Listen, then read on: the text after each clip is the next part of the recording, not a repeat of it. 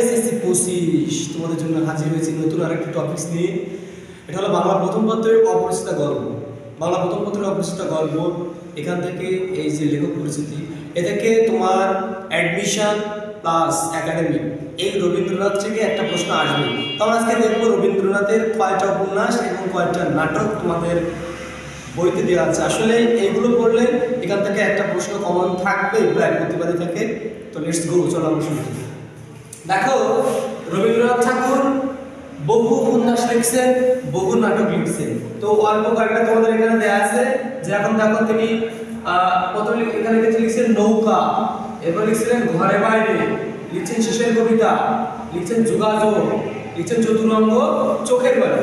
এখান থেকে প্রশ্নটা আসলে যেভাবে হয় সেটা হলো যে নিচের কোনটা রবীন্দ্রনাথের রচিত উপন্যাস নয়।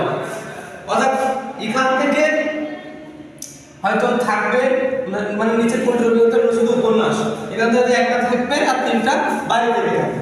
তাহলে নাটক, তিনি বেশ কয়েকটা নাটক লিখেছিলেন তোমাদের বইতে, যেগুলো দেওয়া আছে আসলে সেগুলো আমি এখানে লিখেছি বাইরে থেকে কিছু দিন, কারণ এই বই বাইরে থেকে তোমাদের কিছু আসবে না। তো তিনি একটা নাটক লিখেছিলেন, তার হলো রাজা, তারপর লিখেছিলেন অসহায়তুন, লিখছেন রক্তকরবী, এবং লিখছেন কি মুক্তধারা।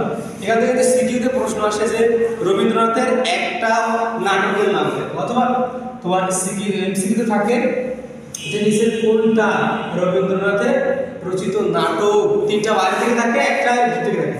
তো আমি বিশ্বাস করি তোমরা এগুলো ভালোভাবে পড়বে, তাহলে আসলে তোমরা একাডেমিকও ভালো করবে, সাথে সাথে অ্যাডমিশনের জন্য তোমরা ভালো করতে পারবে। সবাই ভালো থাকো, ধন্যবাদ।